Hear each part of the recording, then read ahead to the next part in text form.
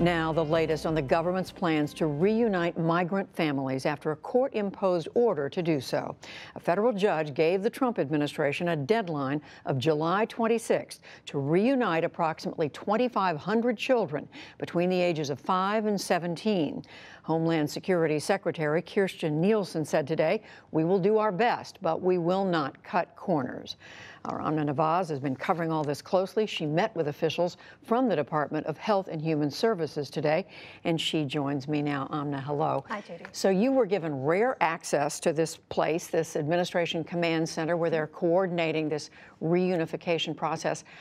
What did you see, and how did you get this access? Well, they invited a handful of us who have been repeatedly reporting on this topic to come and get an inside look into how much of a priority it is for the government and how they're addressing reunification. So the command center is called the SOC. It's the Secretary's Operations Center. It's like a lot of other command centers, right? There's rows and rows of workstations, decks, kind of stadium seating, all facing large jumbotrons in which they're tracking in real time how many kids are coming into the system, how many are going out, how many free beds they have, and so on. They tell us the SOC has been up and running for 28 days straight. It's a 24/7 operation, and it's clear they're treating this like a national emergency. This is the same command center they have up and running for natural disasters and for disease outbreaks. Now, why did they let us in? Well, I think they wanted to make clear to us there are very many, and in some cases valid, concerns about the safe placement of these kids.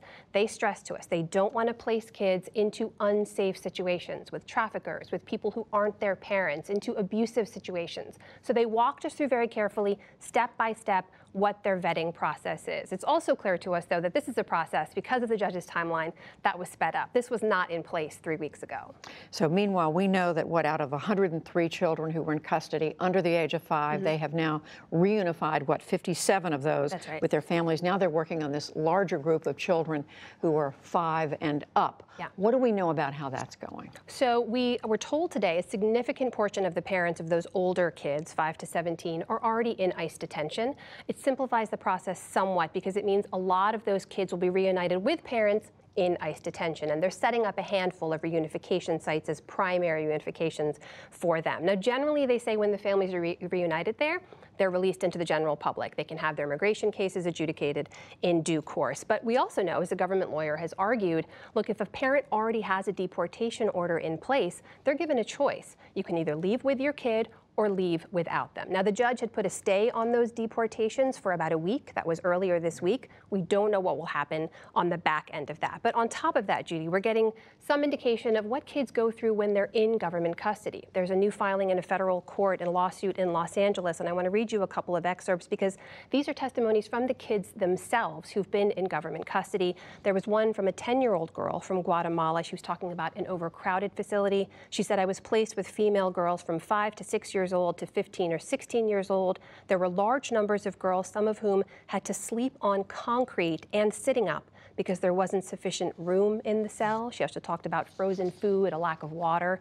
There was another boy, 14-year-old from Guatemala. He talked about the facilities there. He said, "Since I arrived, I have not been able to shower or brush my teeth. There's no soap in my room, no towels. I had a toothbrush when I came. They took it away. No one has allowed me to brush my teeth, and no one's told me when I will be allowed to take a shower." So there's a lot of concern coming about what happens to kids once they're in custody. Okay, so just about, 40 seconds left. Yeah. You've been tracking the case of this 3-year-old girl, Sophie, separated from her grandmother at the border. What's the latest on that? She's still in government custody. Her family is still going through the process. Look, this is one case. We know it could be an outlier, but we know a lot of things we heard from officials this morning about things they do to speed up the process. DNA swabs, for example, they're not being done in Sophie's case. So we don't have a timeline for when she's going to be reunified. The officials told us average time in custody right now is about 50 days. As of tomorrow, Sophie will have been in custody for 1 month. So important to follow this, and I know you've been on it and you'll stay on it. Amna Nawaz, thank you. Thanks, Judy.